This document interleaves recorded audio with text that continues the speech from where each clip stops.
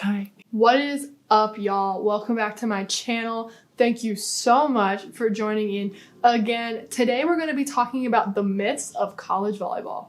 Real quick, if you don't know who I am, hi, what's up? My name is Elise Dumo. I play Division I volleyball at St. Francis University as a DS Libero. Also, before we get started, I want to let you guys know that if you haven't already, be sure to like and subscribe and turn on that notification button so you know when we have a new video for you every week. We've got college volleyball recruiting tips, workouts, nutrition, what it's like to be a Christian athlete, and plus you get to see me make a fool of myself in front of a camera every single week. Isn't that fun? Okay, great. With all that aside, let's get started.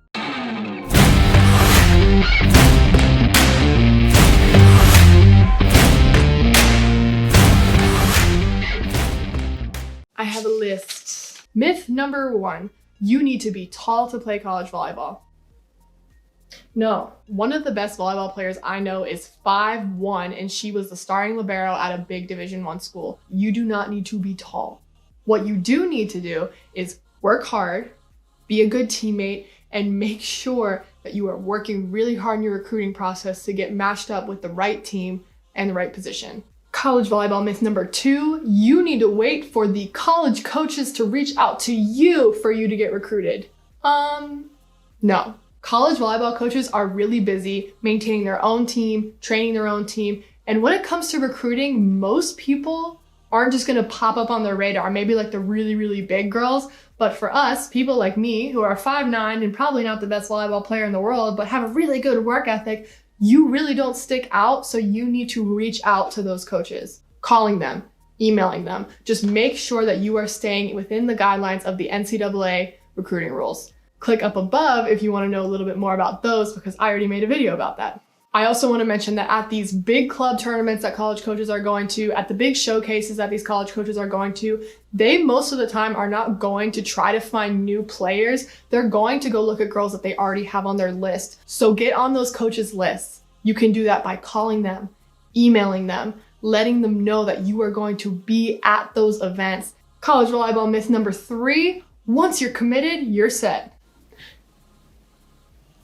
No. Once you committed to a team, that doesn't mean all your hard work is over. In fact, it means that you have now unlocked the opportunity to work even harder because now you're going to be a collegiate athlete.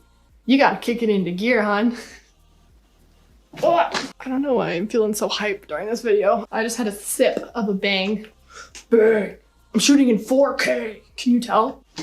Just do it. Myth number 4. Only the big Division I schools matter. Good volleyball players go to Division I, II, and III schools. It really is about finding the best fit for yourself. I'm just going to keep shamelessly promoting my videos because I've made videos about these already. Click above to see a video about how to choose the colleges that you should talk to and consider for playing college volleyball. Athletes matter. Athletes at all levels matter. Athletes at big schools, small schools, medium schools, whatever, they all matter. I went to a very small, if not one of the smallest Division I schools in the country, but that does not mean that my experience is invalid compared to my teammates who might have played at the bigger conferences. College volleyball myth number 5, you won't have any time for yourself or your social life.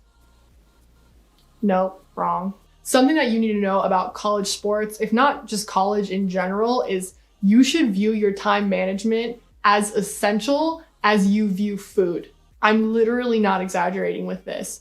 Likewise, your team is kind of like your friend group. If you have a really good team, you're hanging out with them all the time, so it kind of feels like your entire life is your social life, honestly.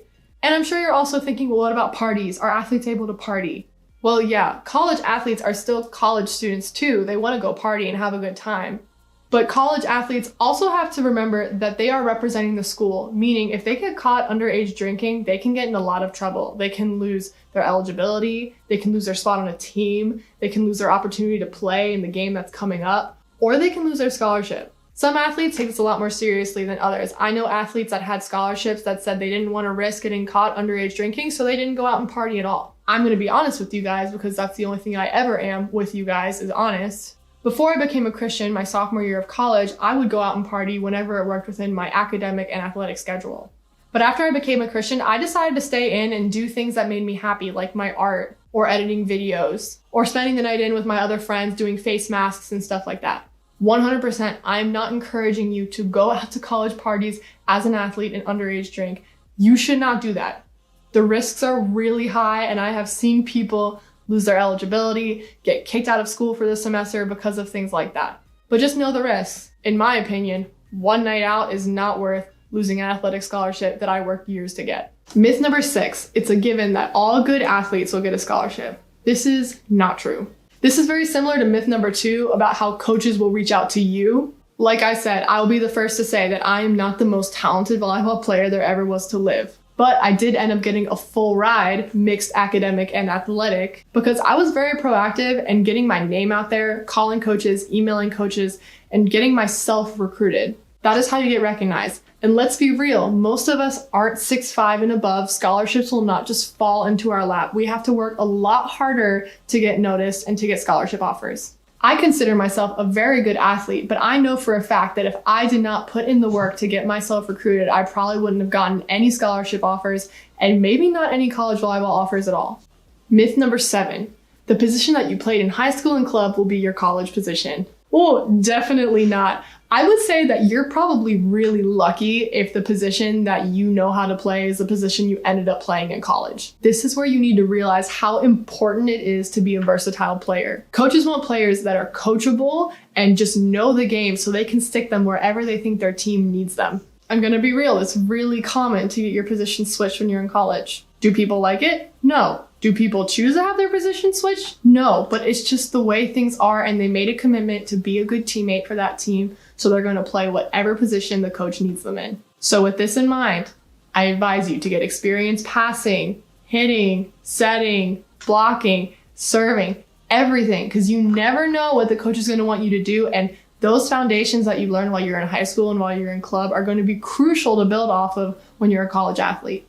Myth number 8, it's impossible to major in something hard and be a college athlete. This one, I would say it depends on the school, the program, and the team, specifically the coach. I remember during my college volleyball recruiting process, there were some coaches that said, you can't be a pre-med major if you want to be on this team. It's not because the coach is mean and doesn't want you to be a doctor, but it's just because the nature of the program at that school means that you will probably have to miss a lot of practices and a lot of games and a lot of workouts. And that's not fair to the other girls on the team if you miss out on a lot of practices, and then it creates a lot of tension about who gets playing time, who deserves what. So the coaches just decide to not deal with it altogether, which makes a lot of sense. But the great thing about college recruiting is that there's literally hundreds of schools to pick from and 3 different divisions. I'm sure there are schools out there that have the major that you want that also come with a program schedule that fits in with the athletic schedule of the volleyball team. You just need to find the school and ask the coaches those questions. The school that I went to, St. Francis University, go Flash. St. Francis is known for their great health science programs, which have very, very rigorous schedules. But since St. Francis has such a small student body, a lot of the people who are a part of the student body are student athletes, meaning the professors know that they need to make their course schedules compatible with athlete schedules. I had teammates who were working towards their masters in physician assistance, masters? Their master's degree in I don't know. Oh, they got their bachelor's and they got their master's in being a physician assistant, which is like a doctor, kind of. I don't know. My point is, it's a really hard major, and they still played 4 years of college volleyball while doing that. I promise, the school and team for you is out there. You just need to find it. My biceps feel big today. Our last myth for the day isn't really a myth. It's just a statement. College volleyball, as is all college sports, is a business. Now, what do I mean by this? College athletics is one of the ways that universities make money, meaning they want to win because the more they win, the more money they make. Meaning they want the best athletes on their team so they can win. Meaning a lot of coaches at the beginning are looking at you objectively. I'm not saying that college coaches are bad people. When you reach out to them as a high school athlete, or when you are literally a part of their team as a collegiate student athlete, they more or less have to look at you as either beneficial or non-beneficial to their team. Are they going to give you an offer, or are they not going to give you an offer? Are they going to bench you, or are they going to play you? As usual, I'm going to be honest, I've blatantly just heard no from coaches on the phone when I said, hey, I'm a 6 rotation outside hitter. I'm 5'9". Are you recruiting for my class? No, you're too short.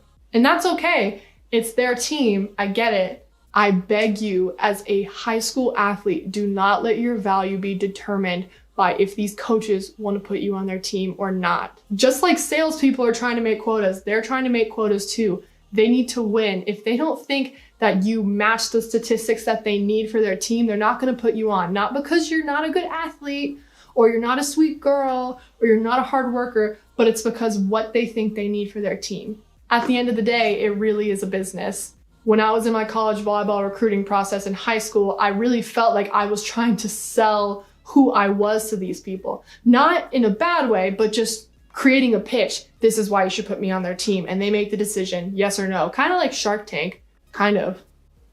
Yeah, kind of like Shark Tank.